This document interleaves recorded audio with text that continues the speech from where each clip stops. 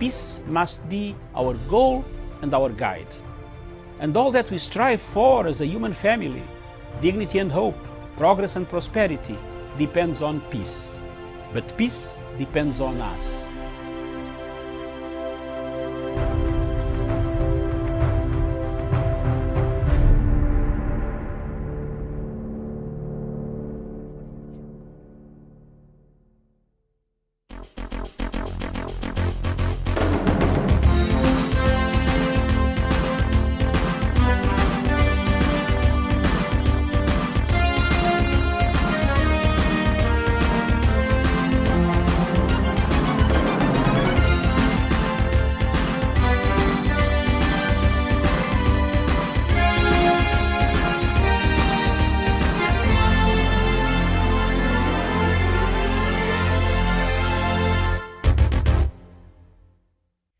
Very good morning to you, and thank you so much for watching us. Today is the 3rd of May 2021, otherwise known as the World Press Day. Today we get to celebrate and look at how the media is doing worldwide, and it's not doing quite well when it comes to some of the freedoms that are supposed to be enjoyed in terms of information, access to information, even practicing in some countries across the world. It has been very dangerous for the press across the globe. My name is Miriam Ruto, and it is a pleasure to have you this morning. I trust that you had a wonderful weekend.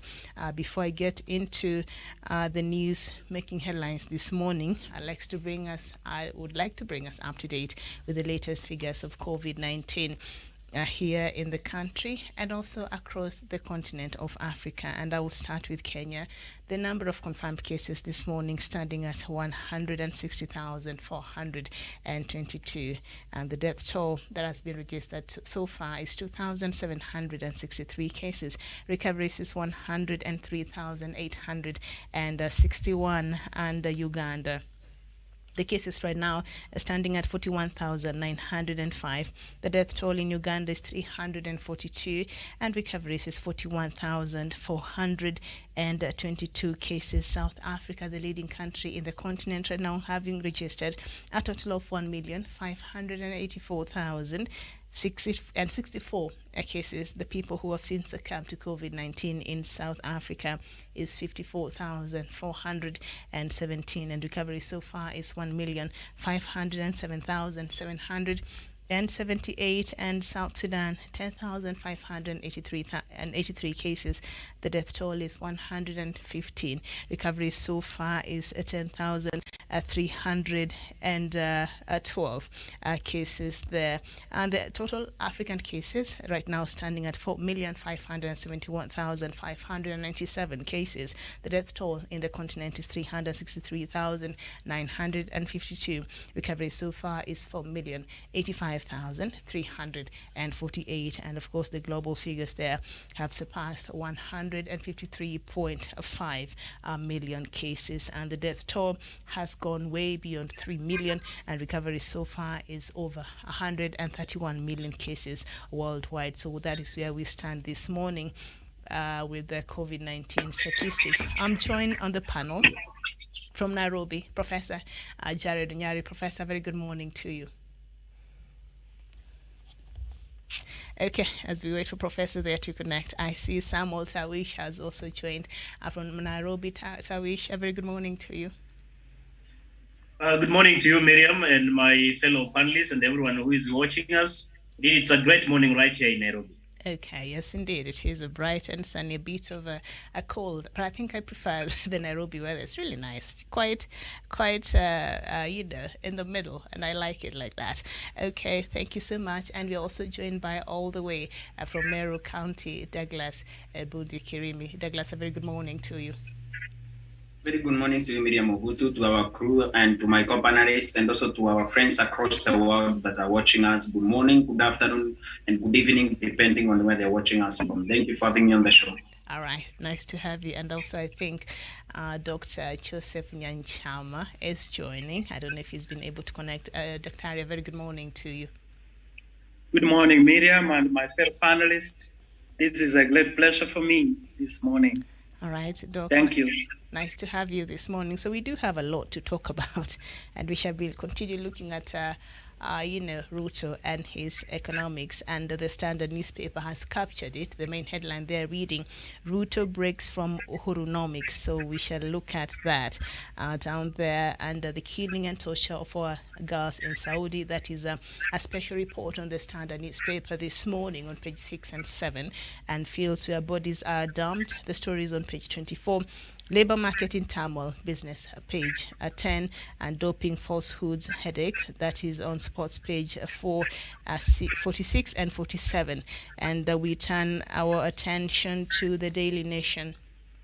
Uhuru's staff test in 2022 poll plans. That is the main headline on the Daily Nation there. And then on the side, which I think also will form a part of a conversation this morning, excitement as Suluhu makes first Kenyan trip. We'll see what is in store, and will Tanzania begin to associate with the East African community differently, and the frosty relationship we've seen in the past during the leadership of the late John Pombe Magufuli. Will we see a different kind of diplomatic engagement between these two countries, Kenya and Tanzania? So that will form the basis, as I said there, of our conversation. And we just cross over to the Star newspaper. The main headline, KRA freezes University of Nairobi. KU bank accounts over unpaid taxes. Taxman has attached the University of Nairobi's bank accounts containing 450 million Kenya shillings, putting institutions' education programs in jeopardy. The story is on page 6. And just up there, U.S. Embassy terror attack victims yet to be paid, 22 years on. And we've seen that was one of the key things that Sudan was supposed to look into before it was removed in the list, the blacklist of the countries that support terrorism in the world. Remember, Sudan found itself in that list early in the 90s after it was discovered that it was offering a safe haven for Osama bin Laden, I think in 1993. So one of the key things that the U.S. had put forth as the key caveats was for the Sudan to pay the victims of the U.S. terror attack that happened simultaneously in Nairobi and Dar es Salaam, a tune of a lot of money. And we were having this conversation a few months ago, and that happened before Trump left the office. And we were wondering, will Sudan really be able to compensate the victims there? So maybe this will be a conversation for another day. Okay, so that is what we have on our newspapers this morning. So let me just start with today. As I said earlier, before we go to the Ruto breaks from Uhurunomics, we are on the front pages of the Standard newspaper. Is Africa's media still under threat? The 2021 today's World Press Day. The 2021 World Press Freedom Index shows that free journalism, the main vaccine against disinformation, was completely or partly curtailed in 73% of 180 countries across the world. And the story is on page 21, and I will not get too much into that, but I'll just like to know from our panelists, perhaps I'd like to assess the growth of our media, particularly here in Kenya, and how you think we are performing. We are part of it. Douglas Kirimi. Thank you, Miriam. For us as a country, I think we have been able to help and also grow our media freedoms, because at the end of the day, we have seen media being suppressed in Uganda by General Museveni. We have not seen the media being suppressed that much by the administration of President Uhuru Kenyatta in recent years or recent months in our country. In Tanzania, we saw what happened to the famous Kabendera that was made famous by the Magufuli administration, and many others who were put in jail, others who were made to run away from their country, seeking asylum in foreign capitals in some other countries like Burundi and Rwanda. I have nothing to report on, and also Somalia and Ethiopia. So, and also South Sudan. So when you look at it from our own country, we have been able to entrench the press freedoms and also be able to uphold them to the best of the prevailing circumstances. I am not 100% saying that the media people have not been threatened by politicians when they exposed evil. I'm not saying that the press people have not been able to face a lot of challenges when they are exposing the roads in our country, especially in the security sector. The other day, Susan Mwambia did an investigative journalism piece. Instead of the security agencies cooperating with her, they started threatening her and saying that she has done a very bad work to be able to paint them in the bad light and all that. All that can be brought to the fore of press, suppressing press freedom, and also making sure that journalists are not given a conducive environment for them to be able to thrive and do their work. But compared to other nations in East Africa community and also in the Horn of Africa, when you compare and contrast, even in Africa, Kenya has fairly done well in terms of protecting the press freedom and also upholding the press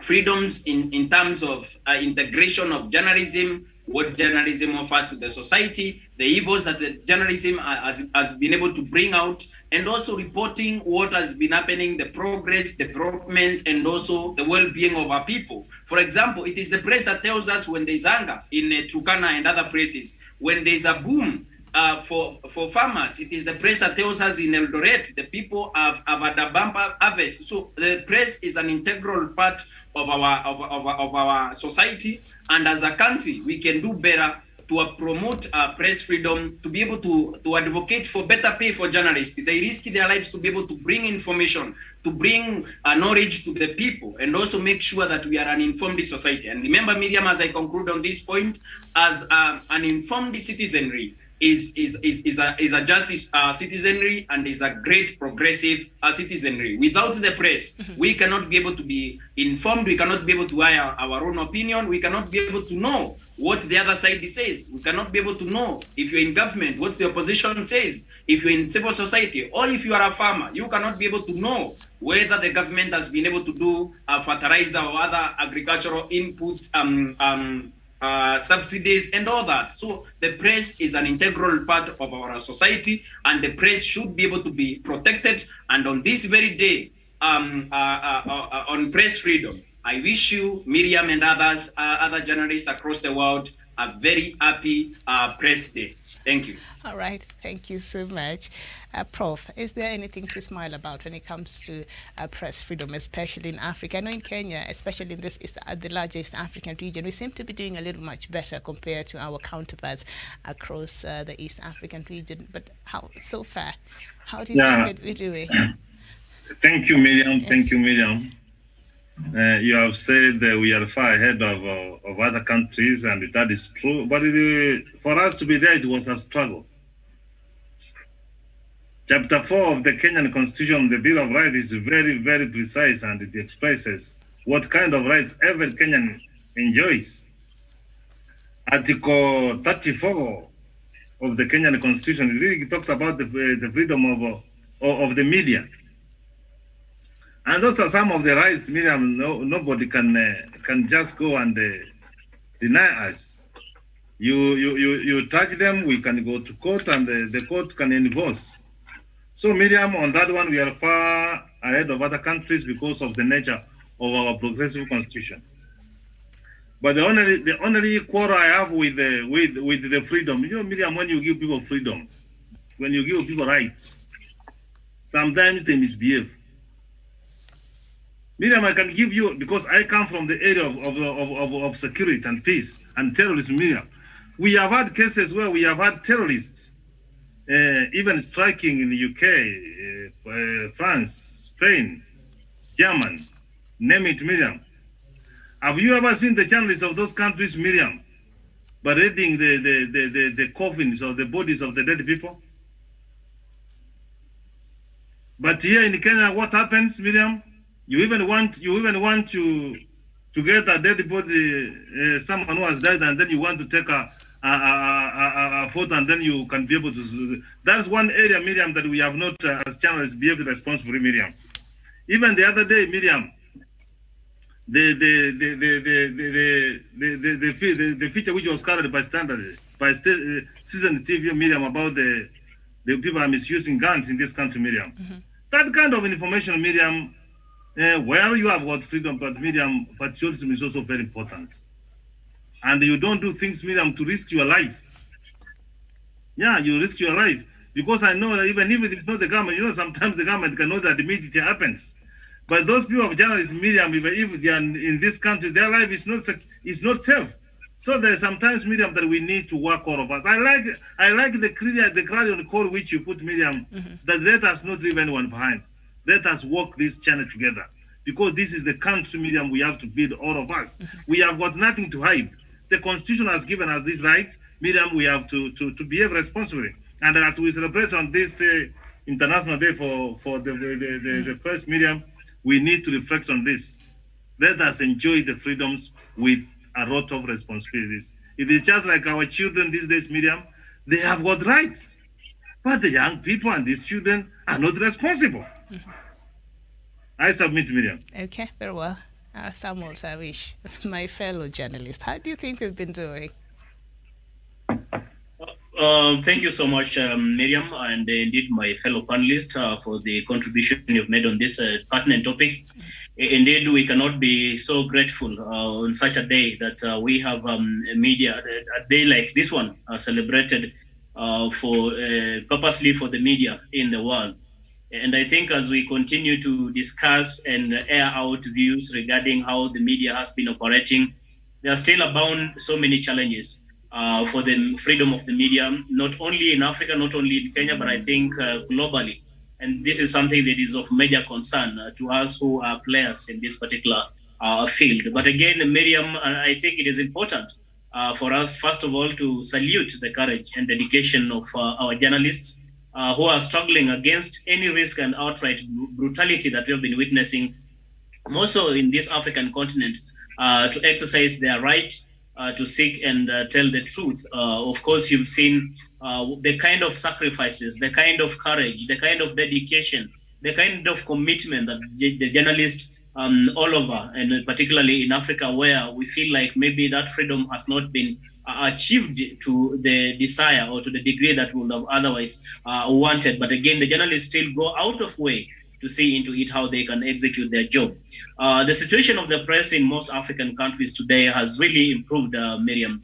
And at least in terms of, for example, arbitrary arrests and detentions of journalists and closure, for example, of radio stations or even TV stations, or even the stoppage of printing for, say, for example, newspapers has largely been actually handled. You'll not say the same maybe for, say, 2 decades ago or 3 decades ago. The situation was completely different. So I think as time goes by, there's some level of improvement in terms of giving this media freedom and allowing the media to operate freely. But in Africa, just like elsewhere, of course, in the world, this problem continue to be there. Journalists, as they dispense their jobs, they continue to face these very challenges. They are persecuted, they are attacked, some of them are imprisoned, some of them are murdered, some of them are abducted. These are stories that we continue to air and listen and read every other day. So I think as time goes by, on such a specious day, we need to reflect upon the strides that the media has made so far globally and the challenges that are bound and how we can overcome such challenges, Miriam. But I also want to actually concur with my other panelists. I think it must have been Professor Nyari, if I'm not wrong, who did say that also we need to be vigilant as media, that we do not just play football in an unmarked field, that there are areas, there are actually fences that we need not to cross, because again, media and giving dissemination of information comes with its own sensitivity, and therefore we have to watch out on this, in that in as much as we are giving the truth, in as much as we are telling information or giving this information to the public for their own consumption,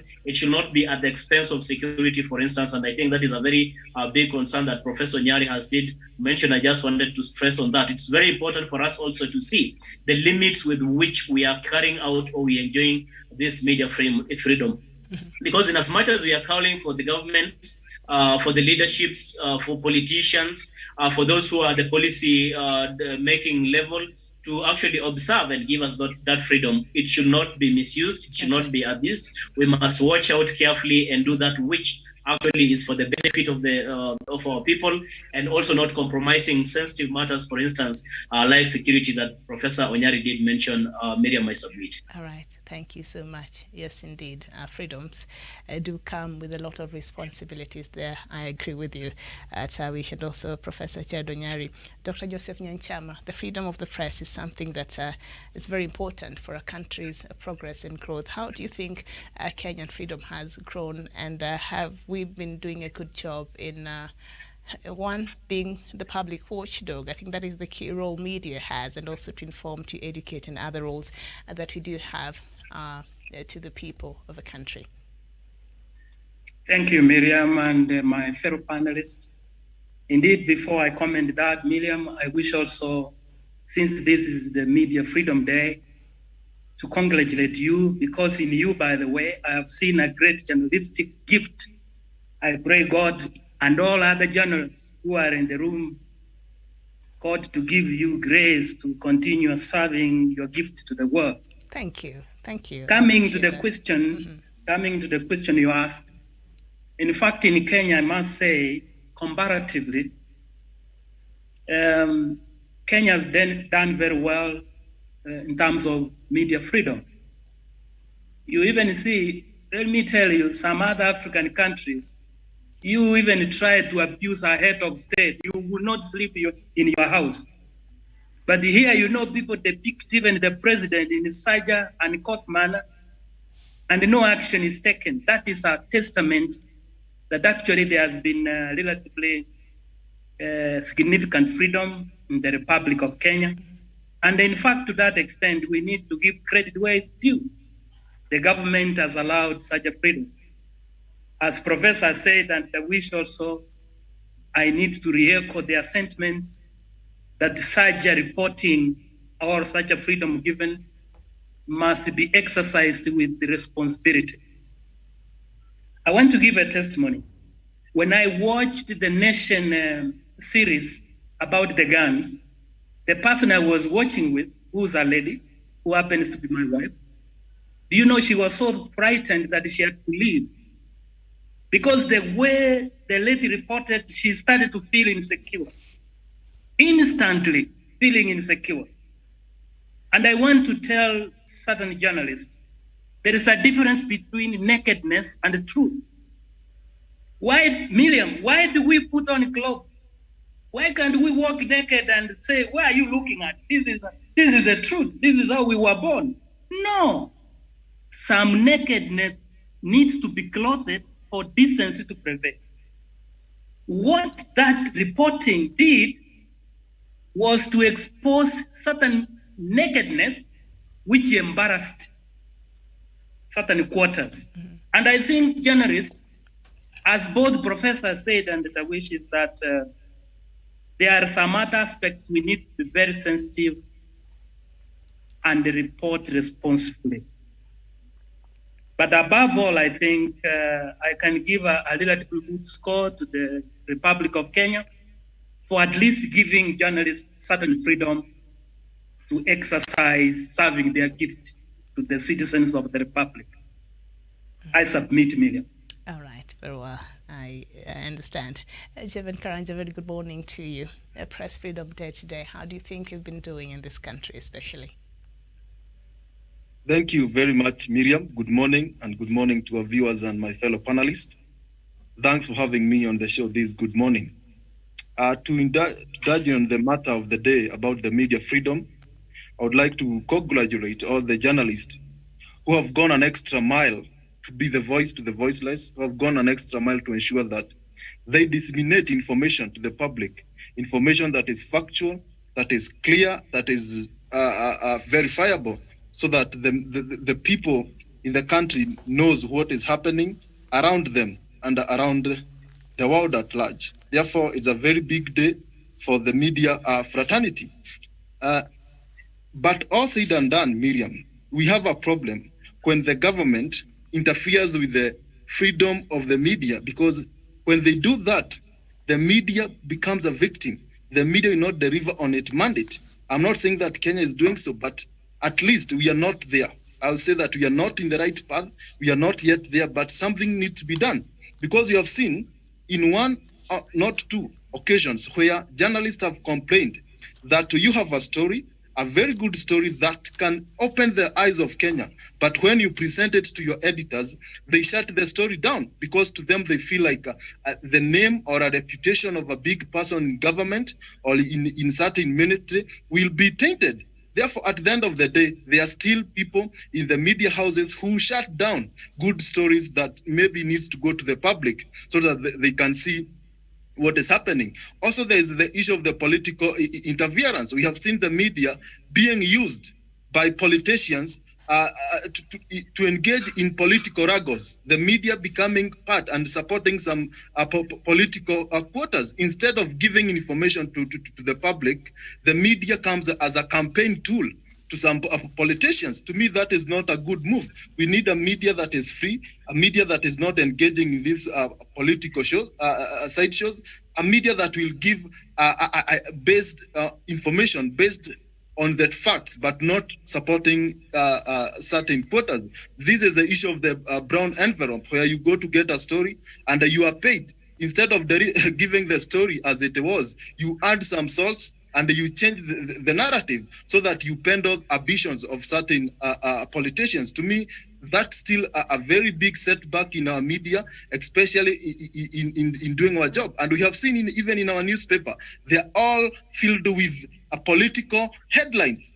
Therefore, at the end of the day, the media have, on its agenda setting role, they have been reduced to a political agenda setting kind of an institution where they don't talk of other vices that are happening in the society. They only concentrate on what the deputy president is saying. They only concentrate on what the former prime minister is saying, instead of coming to educate Kenyans. Therefore, on the issue of educating Kenyans, the media needs to wake up, especially the print media, because we are giving so room to these political headlines to a point where other things are put aside. Therefore, to me, that is still some of things that, as a media fraternity, as journalists, as the Media Council of Kenya, they need to ensure that some of these things are put into perspective. But also, done in this country, we must congratulate the government for giving the media a good space, a freedom to do stories, to carry out their work without intimidations. We know in other countries like Tanzania, like Uganda, some of these things we will not get out clearly, but in Kenya we have that freedom. Although we saw it in 2017 when the government shut down TVs and radios when Raila was going for the swearing in Uhuru Park. But at the end of the day, Kenyans need to be protected. And as Tawish was saying, some of the information that the media is giving out need to do some crucial and thorough investigations around so that they know that this information, when it goes out there, whether false or true, they shape how masses think. Therefore, the media should continue shaping the society in the right path, but not to be used by politicians, by the government to intimidate the voice of other Kenyans. Thank you. All right, thank you so much. And I think that a lot of media houses right now are politically connected, if you know what I mean. It is the politicians who own these media houses. So I think that also has become quite a challenge. And the other challenge is access to information. That is something that is still problematic in this region. Okay, so now let's just go back to what Javan there has said, agenda setting. We have to talk about this economics that DP Ruto has been telling us about. The story is on page 5 of the Standard newspaper. Deputy President William Ruto signaled a major departure from President Uhuru Kenyatta's economic model when he rolled out one that seeks to steer away from the 9 years of Jubilee government economic decisions. Keen to tap into the poor, rural folk and the unemployed, Dr. Ruto said he would lead a conversation that would culminate in a national economic charter that embodies aspirations of Kenyans at the grassroots. His bottom-up approach, however, drew reactions from politicians and economists who spoke to the Standard, with some chiding him for not implementing it now that he is in the government. And that is where we start our conversation this morning. Douglas, start it off for us. Thank you, Miriam. And to be very fair to Dr. William Ruto, if I don't say the truth, Miriam, and today is the Press Freedom Day, if I don't say the truth, as your panelist today, I will be doing a disservice to Dr. William Ruto, our Deputy President, when he talks about economic recovery, when he talks about bottom-up approaches, and other stories that he has been fed by economist David Day and others. Miriam, this is a man that has never believed in any economic recovery. He has never believed even in the government of President Uhuru Kenyatta. The newspapers are telling us he is departing from Urunomics. Now he wants to bring all other types of models. What is the ideological stand of Dr. William Ruto? What is the ideological stand of Dr. William Ruto concerning the economy? Since I was born in 1992, Dr. William Ruto has been in every major scandal, from party politics in government, and he has been stealing from government, plundering Kimwarere and Arol. Today it is a rainy season. These people are still waiting for dams. This is a man that told us 21 billion has not been lost, as this year is saying. It is only 7 billion that has been lost, and even if that man is lost, we have a bank guarantee. Miriam, this is a man, a pseudo economical conman that we cannot be able to give space to talk about economics, as long as he has been using his time, resources, and government resources to continue his agenda of defranchising the people of Kenya economically, Miriam. When you look at it, when he talks about bottom-up approach, for that years, what has he been doing in government? Has he not been the voice of the people of Kenya? Has he not been an economic voice in this country? Why didn't he, for the last 30 years, commit his life so that he can be known as the economic savior of his own time? In 1992, he was 26 years old. He went on to win as a parliamentary seat in 1997. What did he do in parliament for 5 years? What economic recovery bills did he sponsor in parliament? In 2002, the man came back as an MP. For the next 5 years, what Dr. William Ruto did in parliament? In 2007, he came back as an MP. What did he do 2008 to 2013? We need to interrogate his past to be able to determine the future that he is talking about, Miriam. This Ura blow about the future, which is in 2022, Miriam, is just 16 months away. And this economic recovery plan that he is talking about, today he is telling us is departing from Urunomics, or from the economic approach that has been followed by President Uhuru Kenyatta for the last 9 years, where he has been a deputy president, Miriam. But the same man, when it comes to campaign in our backyard in Mount Kenya region, he will tell us, I am the only qualified man to take forward the Urunomics that has been permitting the political ground, economic and social spheres of our lives. Miriam, we need to demystify this kind of economics that William Ruto is introducing. He introduced wheelbarrows and wheelbarrows propped in the morning. He introduced Kibakinomics. Now he wants to tell us he is a proper economic savior, a man that has used his time since he was a young person to be able to suppress the people of Kenya economically, make sure that they have been defranchised, rooting every sphere of government when he had the influence in government for the first 5 years of Jubilee administration, Miriam. I need to be able to dissect William Ruto's political journey to 16 months promised life that is going to bring us after 16 months. What is that William Ruto, what is that word of magic that is coming to wave at us in 2022 that he cannot be able to wave in the next 16 months, so that he can continue rebuilding on Urunomics that he is trying to run away? But this is the same man, when he talks to the press, when he talks to people about the way he is coming to recover to recover everything and make sure that the economy works, has been mentioned in every major scandal in this nation. People of West Pokot in Cameroon, Miriam, are waiting for a stadium that was supposed to be completed in 6 months' time. People in Chuka are waiting for those stadiums everywhere. So we need to be able to tell William Ruto the truth. He is not an economic savior. He cannot have the audacity to speak about the economic recovery of our nation when he has been using every advantage that he has got, every influence, every opportunity. The power influence of Dr. William Ruto has been used since 1992 when he was a young person to continue stealing from the people of Kenya, root our government coffers, and make sure that government projects have been able to stop. And at the end of the day, Miriam, when you look at the kind of economic model that he's been talking about, this is a man who did not even vote for President Kibaki. This is a man that was chasing President Kibaki with a rungu in 2007, Miriam. This is a man that has been implicated in the greatest massacre of our times in 2007, 2008. And I'm sorry to be able to say that he has been even taken to an international criminal court, a deputy president in the Republic of Kenya, who continues telling us Kibaki was the best economic savior of our time. Now he wants to rebuild on that and also earned some form of genius that he did not earn as a co-president, that he did not earn as a deputy president. Now he wants to come back in our country after 16 months and wave a word of magic across the people and across the Republic of Kenya and change the fortunes of the people of Kenya. This is an hybrid economic conman who wants to con people of Kenya and get to power and continue rooting Miriam.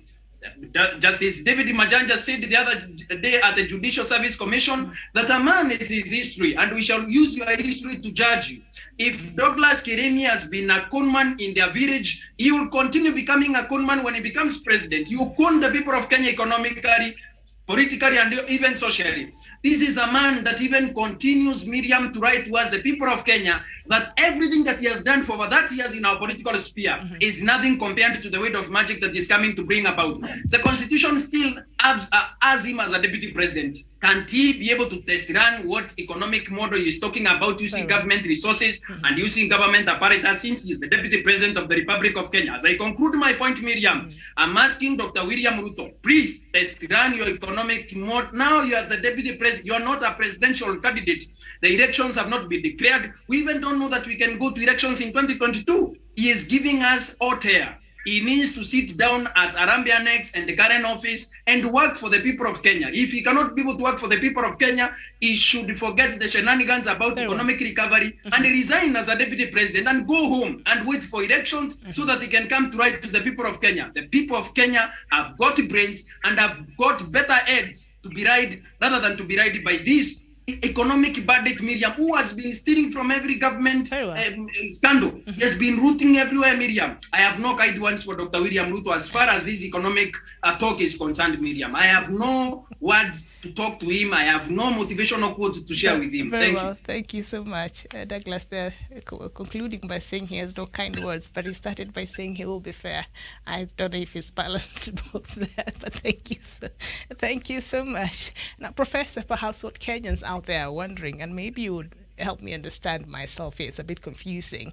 As far as we know, Deputy President, we pay him as our deputy president because he's the deputy president and he's still working under the Jubilee government. This economic model, he's saying now he wants to change. He is one of the drafters of this economic model when they were coming together with President Uhuru Kenyatta, the Big Four agenda. He was part of that. Was he not? He was part of that agenda. And he's saying now he wants to depart from this economic model. And yet he's still inside of the Jubilee Party where he has said, I'm not leaving. I'm here to stay. You know, remember the other time he was saying you can't leave the kitchen because the smoke has become too much. So he does not want to separate himself from the Jubilee government. But at the same time, he's saying he is departing from the economic model and whatever it is that the Jubilee government that he is part of is trying to do. I'm confused. Yeah, Miriam, you will continue to be confused because you don't follow the discussions we have here, Miriam. And to be very honest, I have never seen a smart character than Dr. William Samuel Ruto. And I want to be very honest. A while ago, we said the media set the agenda. William Ruto set the agenda for us to discuss. And we have said several times, if you don't work, Miriam, what happens? You are sacked. Why is he not being moved by the Jubilee Party, Miriam? So, Miriam, when you want something, nobody can stop you simply because you want it. The Deputy President for the Republic of Kenya, Dr. Samuel William Ruto, he wants to be the president of this country. And you will do all it takes, Miriam. Miriam, Dr. William Ruto, he calls himself an Asra. Leave about the new meaning they are trying to say you are trying to answer with life. An Asra is a fraudster. Is a conman. Is a shrewd character. All those names, Miriam. You know, Miriam, look here, a guy dressed in a very good suit with a good briefcase. He goes to the bank He talks to the manager of the bank. He agrees, and the money is being brought to Miriam, put in a briefcase, and the gentleman walks out. This is the type of money you are dealing with, Miriam. He knows very well he's not serving the people of Kenya. But Miriam, he has risen from a chicken seller to be the deputy president for the Republic of Kenya, Miriam. And if he's not stopped, Miriam, it's not something very easy, Miriam, as you may think. To assemble members of parliament and some characters from central Kenya to take them to Masai Mara for where the wish is with the animals, and they enjoy nature, and have those, it's not something easy, Miriam. So from where I sit, Miriam, he has clearly taken the cat out of the basket, Miriam. We have been insinuating that it's not with the president, Miriam, but he has come open. And if you want to talk about Kibaki administration, Miriam, you give echo to President Uhuru Muigai Kenyatta, a fine gentleman who has implemented all the projects which was started by Kibaki. How do you talk about Kibaki and then you ignore talking about Uhuru? He has not deviated. Kibaki was talking about Vision 2030. Uhuru condensed it to 4-point agenda in line with Vision 2030 and Sustainable Development Goal 2030, Miriam. So you see a lot of dishonest. And Miriam, he has told you that he is going to be the president of this country, Miriam. He is going to be like some members of parliament we see around, Miriam. When he has been voted out and another one has come, Miriam, haven't you walked in the country, Miriam, around and you see some projects which are like ghost projects and you wonder what happened? This one abandons these projects and continues, and he says those projects were for so and so, I don't want anything to do with that one. And Miriam, that is taxpayers' money. So Dr.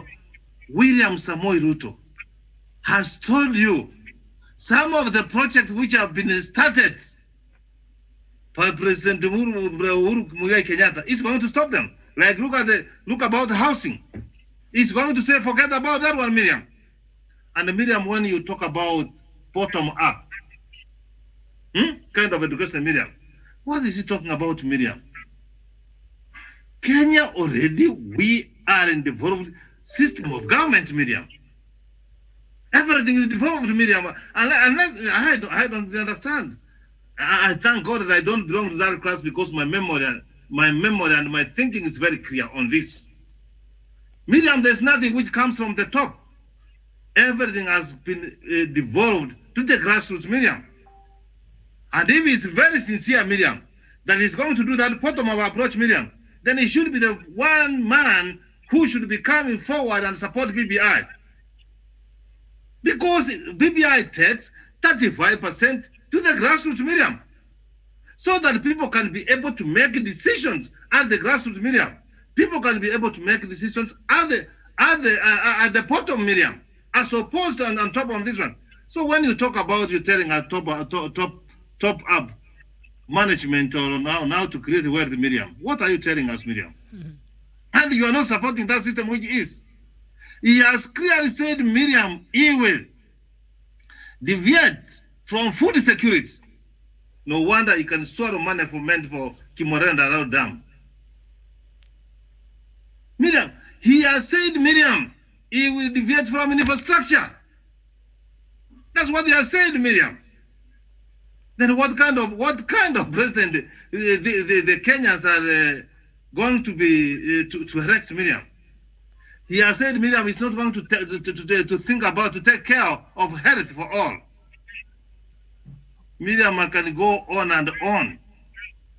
He has said, Miriam, that him, since President Uhuru Muigai Kenyatta fights corruption, Miriam, he is saying that he's going to deviate from there and allow Kenyans to continue being corrupt, Miriam. He has said Miriam is not even interested with national ethos, Miriam, where we feel all of us are Kenyans, Miriam. We are proud to be Kenyans. He has said there's nothing going to be like that. everybody for himself and God for us all. That's the message he's telling you, Miriam. Miriam, he keeps on telling us, Miriam, that two tribal chiefs, Miriam, comes together and they start carving negotiation how to take Kenya forward, Miriam. And you see him bringing people from Mount Kenya, Miriam, to discuss about the economy. Jan, you want to tell us there are no other tribes who can discuss about the economics of this country, Miriam? It is only people from the mountain, Miriam, who can talk about the economy, Miriam. There is an agenda he has, and what he has and is intending to do, and he has demonstrated very clearly, Miriam, he is humiliating the president on his face. Miriam, I cannot come to your house, take your children, I go and buy them sweets and chips and everything, all the things your children likes, Miriam, and you tell me that these children, when they come in the house, what are they going to tell you? You are not like so and so. You are too unfair. We even want, that is basically what he's trying to say, Miriam. Miriam, I thank God and I want to thank for Punchline Africa, because today is International Freedom of the Press, Miriam, and we are saying the way it is. Because if we cannot speak the truth, then thunder may strike us on broad daylight. All right. Thank you so much, Prof. Me, even just my son coming home and telling me someone else's food was better than mine, I'll have a problem. I'm telling you that right now. Now, the gist of his model is the empowerment of small businesses, increasing farmers' earnings, and creating an enabling environment that rewards hard work and nurtures creativity and promotes initiative for all to flourish. And when you look at this model, it sounds very wonderful on paper, but one would wonder, small businesses increasing farmers' earnings. Just a couple of years ago, the meat scandal in the Rift Valley there, where farmers had put so much effort in whatever they were doing in their farming and all that, and the scandal that was associated with his right man there, that these hard-working farmers, their earnings was not really, they did not get a payday for their hard work. So if you were to go by the past, and I think one of the panelists there has said, the only way you can talk about the future is you have to make reference to the past. Is it something that Kenyans and especially farmers can bank on in this country, Tawish? Miriam, thank you so much. I think let me borrow from my friend, the one who spoke earlier, that is Douglas, when he did say that we are going to judge Deputy President William Ruto by his history. I think history is going to be the yardstick or the benchmark with which we are going to judge Deputy President, or we are judging Deputy President William Ruto, even as we head to 2022 general election. I think, like Professor Nyari has did mention, that William Ruto appears to be a shrewd politician, a person who is very calculative in a way, a person who knows really how to he knows how to sweeten his mouth, but again, his kind of policies, his kind of things that he's trying to project kind of laced with poison. If we are not careful, then that poison is going to destroy this country.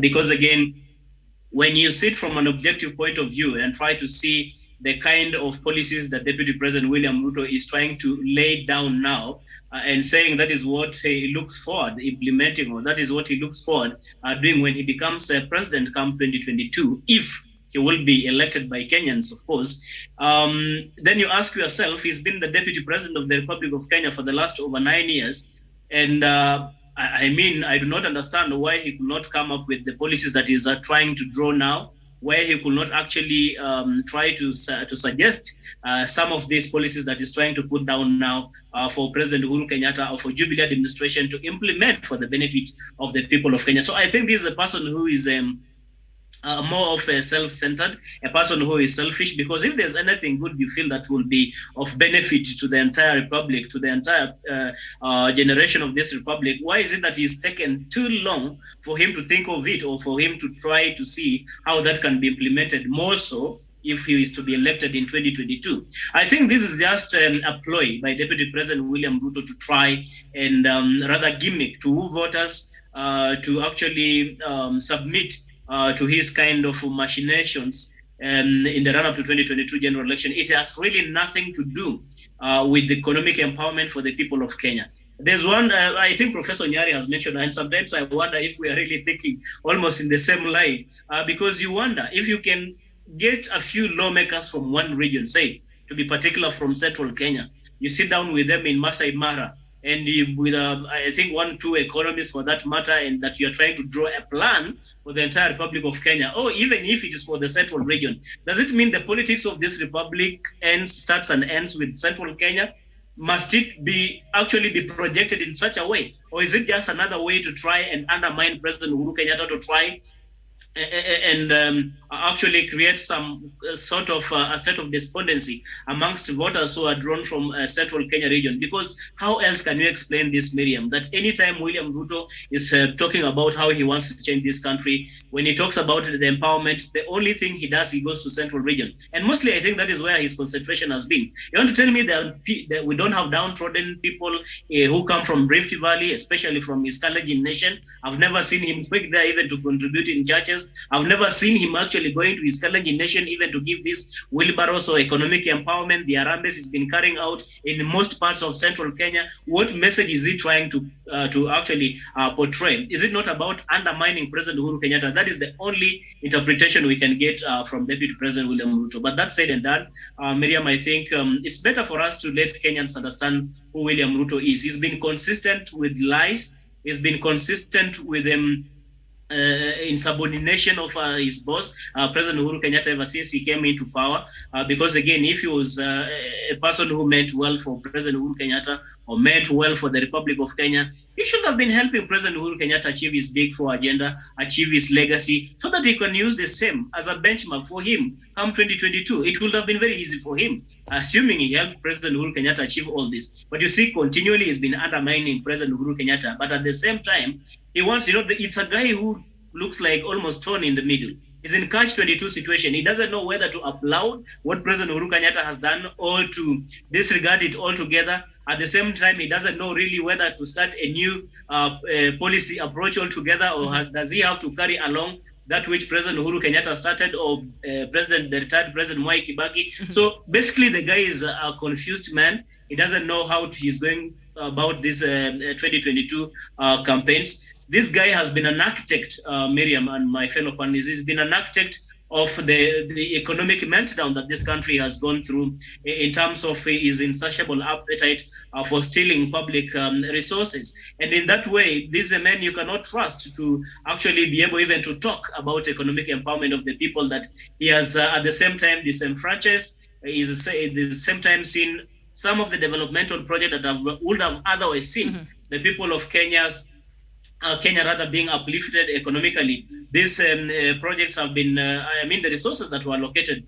these projects have been plundered, and the person who has been playing a key role to this has been Deputy President William Ruto. So after failing to deliver as Deputy President for the last over 9 years, William Ruto cannot promise Kenyans heavens now. He cannot promise that he's a solution to the have-nots. He cannot promise to be a solution to all the woes and problems that the Kenyan people are actually suffering today. In any case, he's part and parcel of the problem. He cannot simply be an answer to this solution. The logic in the things that he's doing is that maybe he thinks by doing this he's going to woo Kenyans, or is going to coerce Kenyans to vote for him. But I do not think that Kenyans are going to really buy into his gimmick and vote for him come 2022. Right. But we have to remain objective, Miriam and my fellow panelists, and even Kenyans, that as we head to 2022 general election, there's a lot that is bound to happen. Like, for example, what Deputy President William Ruto. What I really am happy about is that President Uhuru Kenyatta, in as much as we all appreciate the fact that in Kenya as a democracy, the Kenyan people are going to have a role. They still have a role and responsibility to ensure who takes the reins of power come 2022. But that cannot be done just out of it has to be guided democracy. Because President Uhuru Kenyatta said his desire and interest when he exits power is to leave Kenyans and Kenya unto safe hands. And I think President Uhuru Kenyatta is still committed to that promise, and I think that is what we are going to see come 2022. It doesn't matter what William Ruto is going to do. It doesn't matter how many boardroom meetings he's going to have, whether with the chief economists in this country, whether with political elites or whatever it is.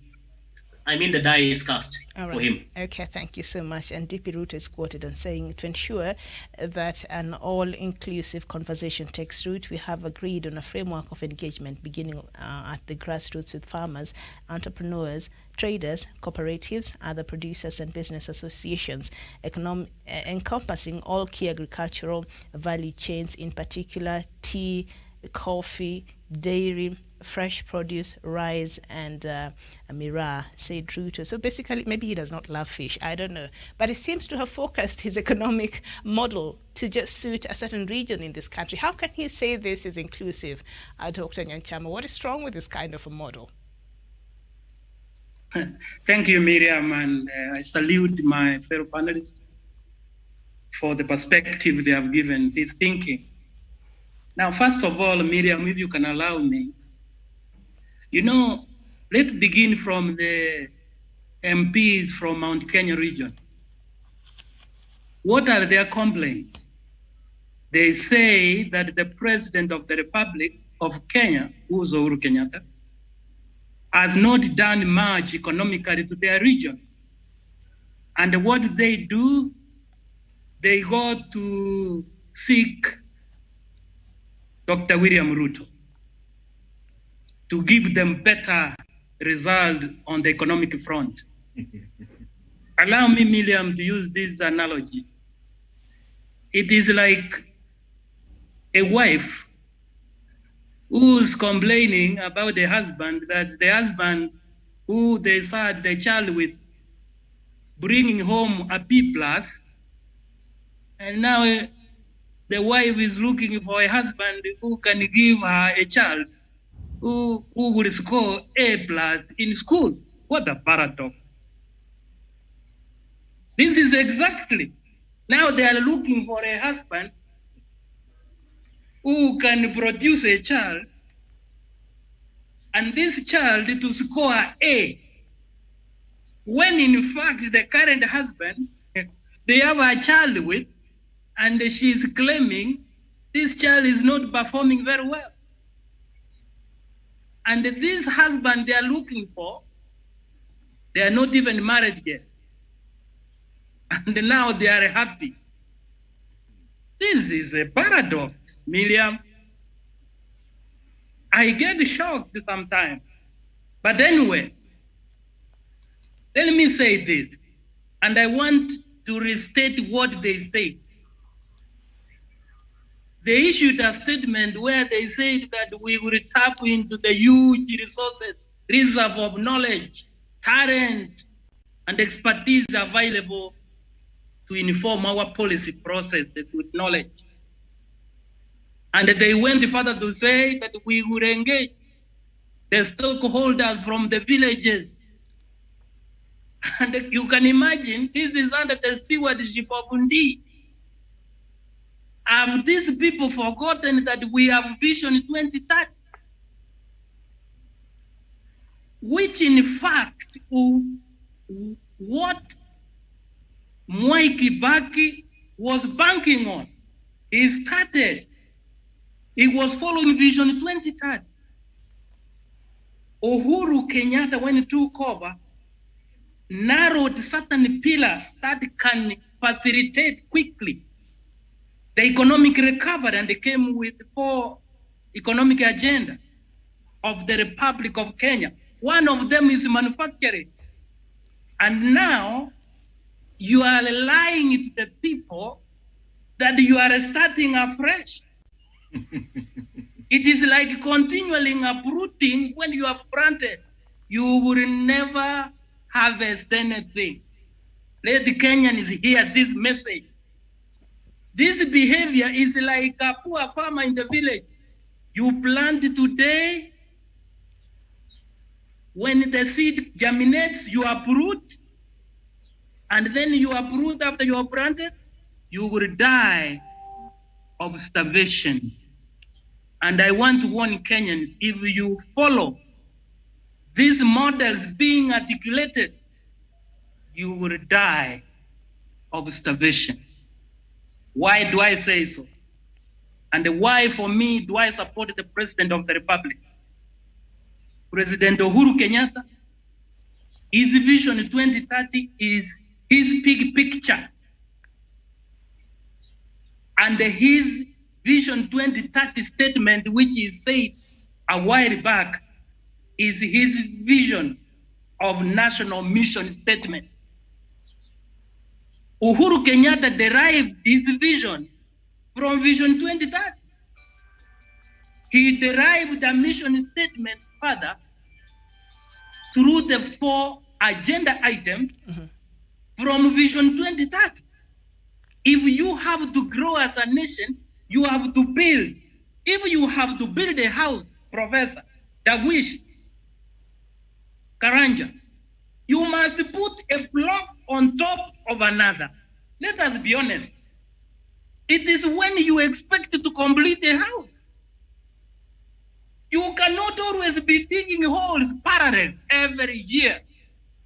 You will be rained outside. Completing a fully blocked nation with a tight economics is to build on top of an execution of a certain activity.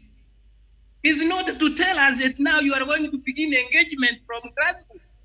When there is a vision for a country, Malaysia was building on Vision 2020, block after another block after another block.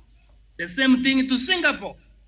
They came up with 4 pillars, put block of another block. This issue of coming up with the new things is like digging holes in 1 acre of land, cheating people that you are putting up a house to sleep in. Don't buy in with that cheap politics. Let me say something, Miriam. You know, if you are not careful, and if Kenyans are not careful to separate the political gimmicks from the big agenda, which is Vision 2030, we will be in a big mess for a long, long, long time.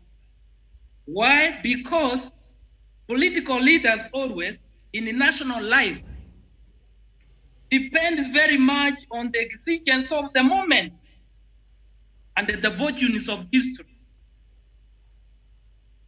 Unless we realize this and know what can bring the economic transformation, is a consistent focus on the bigger picture, which is espoused by Vision 2030, or these others are shenanigans, rotating.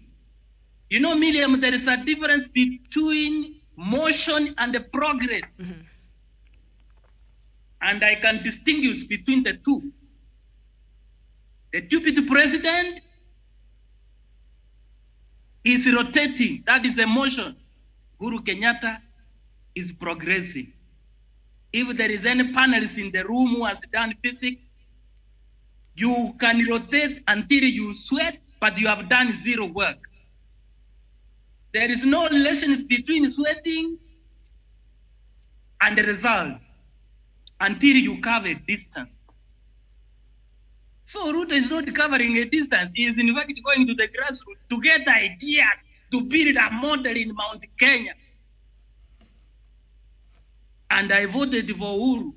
He is part of the whole picture of Jubilee government.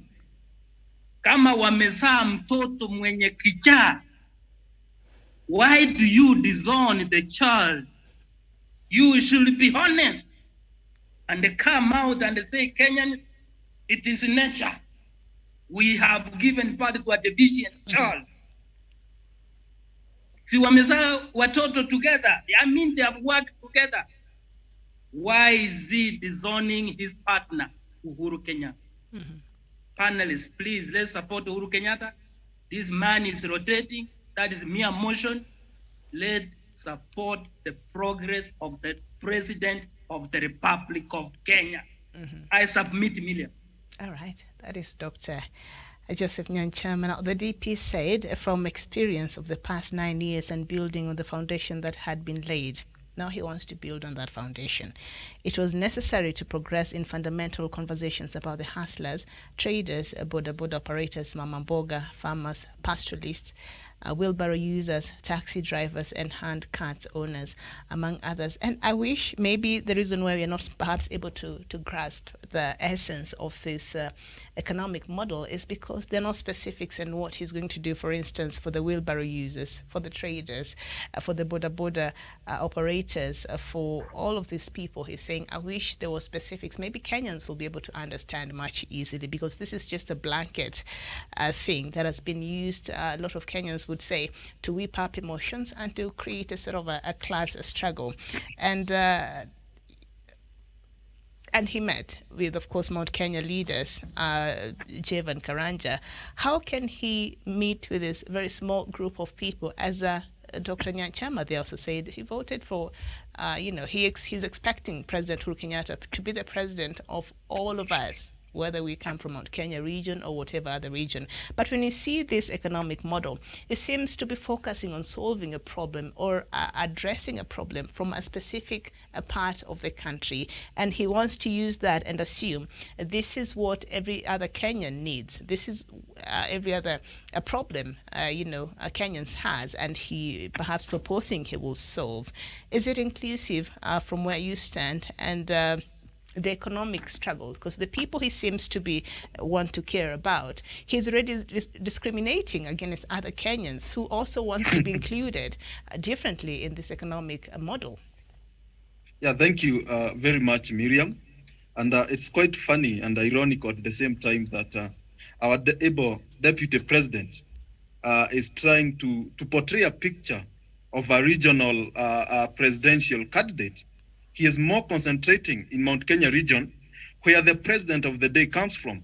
Therefore, he is coming here not for the sake of the economic model that he's talking about, not for the sake of ensuring that he refits the people in Mount Kenya region from the people of Kenya from the yokes of poverty, ignorance, diseases, and other problems that have been affecting this country. But he is coming in Mount Kenya region to plant a seed of discord, to indoctrinate the people, to bring hatred between the people of Mount Kenya region and their president. That is simply what he is doing, Miriam. If we go by the events that have been happening in this country previously, you'll see that the people the deputy president is meeting today have been supporting him from 2017. When you look at the likes of Rigathi Gachagua, when you look at the likes of Didi Nyoro, they have been supporting the deputy president since 2017. They have been going around with the deputy president in Mount Kenya region, in Harambes, in other places. Did they not know that they need to negotiate on behalf of Mount Kenya region before supporting the deputy president? Miriam, you don't go negotiating with the person you have already supported. They have been supporting the deputy president. What are they negotiating with? What are they negotiating for? And they have already supported the deputy president. You cannot go to negotiate when you are already married and you have gone through other rights. Then you start saying that now we need to go back and start negotiating. Therefore, these negotiations they are holding, they don't hold any water. They don't reflect to the need of Mount Kenya region. Then who sent the likes of Rigathi Gachagua and Didi Nyoro and Alice Wahome to represent the people of Mount Kenya region? Nobody. There was no Kakazola meeting where the Mount Kenya region sent these people as their representative to the deputy president. Rather, the people in their respective constituency sent them to the parliament to registrate and to represent them. But they are not doing that. They are following the deputy president. Therefore, these people, it is the vice versa.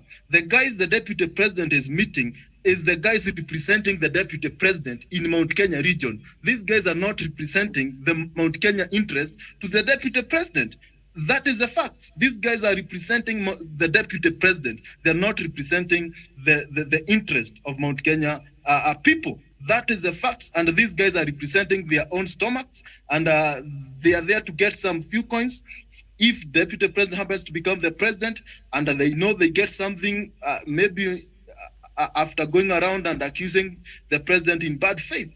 But all said and done, Kenyans need to wake up. Kenyans need to open their eyes and see the true character of the deputy president. He has been the deputy president for almost 9 years now. What have he done? We need to hold him accountable for the 9 years that been the deputy president, so that we can be able to prepare and to predict the future and to speculate the kind of person he is. If he has failed to deliver on the mandate of the we gave him as a deputy president, what makes him feel like he can only deliver if he happens to become the president of this country?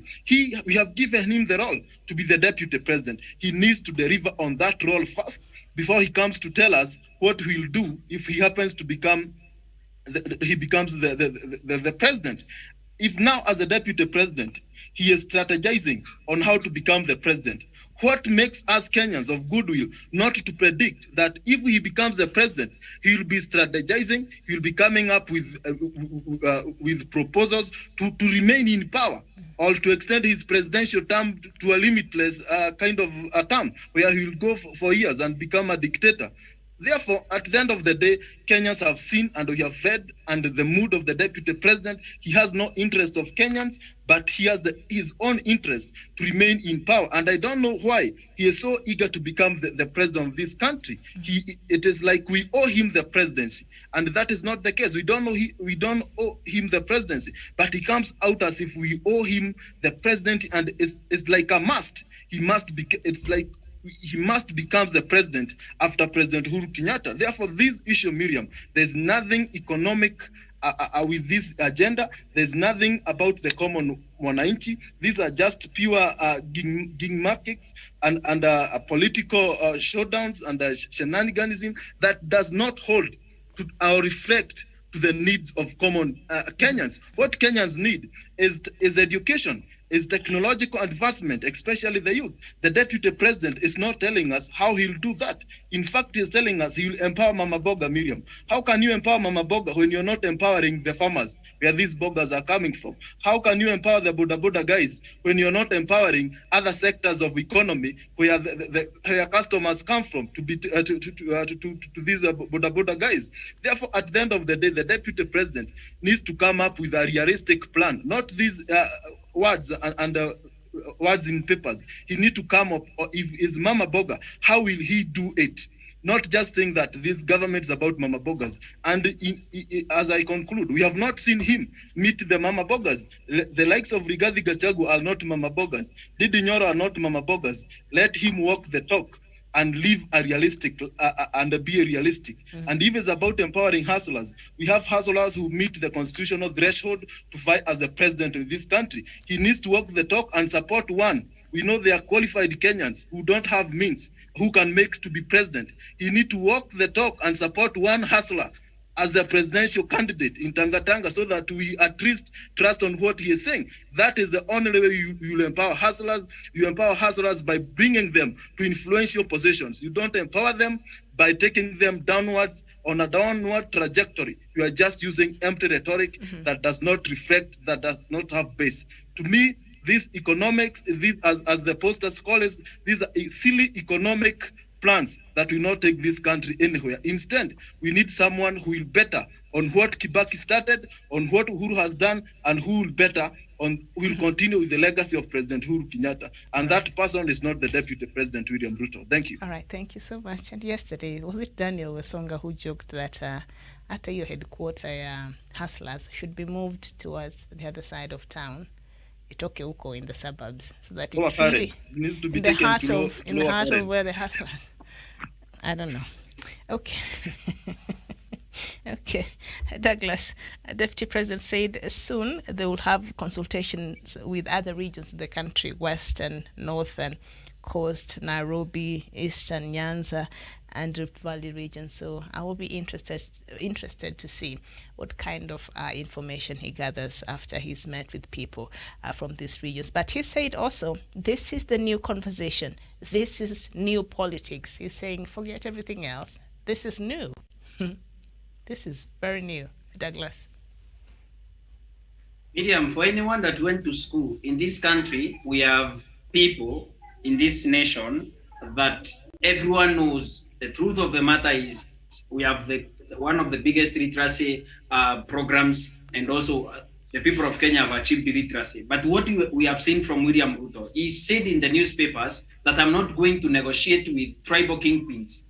Who is Rigathi Gachagua? He's a MP for Madeira. And all the people that he gathered and put them in his own choppers, and they took them to negotiate with him about the people of Mount Kenya. He took them to the Mara with his own money. They slept in Mara for 3 days talking about the people of Mount Kenya and all that, Miriam. And the danger of having an economic model that gears into empowering or also talks about a particular region, Miriam, brings a lot of backlash. If you can be able to question that, I have heard Dr. Nyanchama questioning the same. Why is this economic model not involving the HMAs, not involving the Redire, not involving the Samburu, not involving the people of Somali Extract? Why is he zeroing around Mount Kenya region? And we have even been very pragmatic. We have asked ourselves, because we have seen Dr. William Ruto for so many years in Mount Kenya since President Kenyatta brought him around. Why has he not gone back to Sugoi? Charity begins at home. Empower Sugoi Catholic Church, Kamalgut village churches and all those places, Kericho and others, and now be able to spread across the nation. And if a president comes into power, Miriam, and they start segregating regions, Mount Kenya region, coastal region, Rift Valley, Western, the other side, and Miriam, we want an all-inclusive Kenya. That's why we have the National Cohesion and Integration Commission, the NCIC. We need to integrate the people of Kenya, the Constitution of the Republic of Kenya 2010. Actually, that we want to do some amendments using BBI. That is our constitution that talks about integration. Whereas William Ruto is using divide and rule for him to be able to be elected as president, we are having a man that has been able to perfect his tricks, a man that is known as a Kamagut trickster. He can only lie, and there's nothing else he can be able to do, Miriam, because which economic model that you can be able to explain to the people of Mount Kenya, and where an Ichamas is asking himself, well, Arendire is asking himself, when will my chance come for me to be involved in this kind of a conversation, this economic model that he's talking about?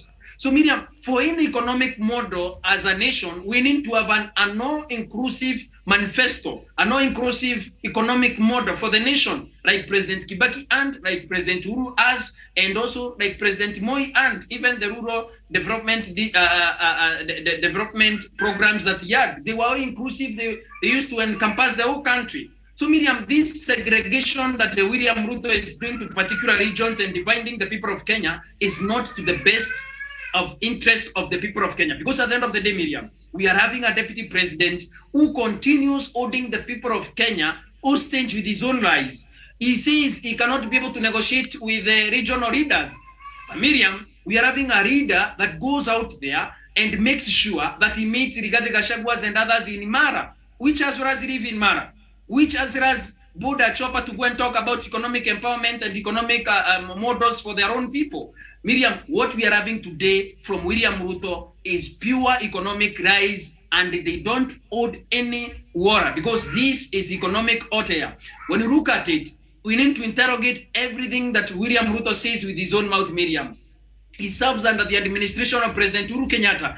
But again, he says he wants to abandon the legacy of President Uhuru Kenyatta and everything that has been with his government, Miriam. I have heard Dr. Nyanchama say something that I don't want to repeat, that Dr. William Ruto now wants to be able to separate himself completely from President Uhuru Kenyatta. But when he comes to the same backyard, he tells the people of Meru, you know, we have built roads here, we have been able to stabilize this market, and this now we shall be able to seek markets for Mira. When he goes to Kiambu, he talks about coffee. When he goes to Nyeri, he talks about tea and other things. But at the end of the day, Miriam, when we run HMAs in this country feel this economic model working for them, we have seen President Uhuru Kenyatta go to Northeastern, build roads, build sink bows, build dams, water pans for the people, and the schools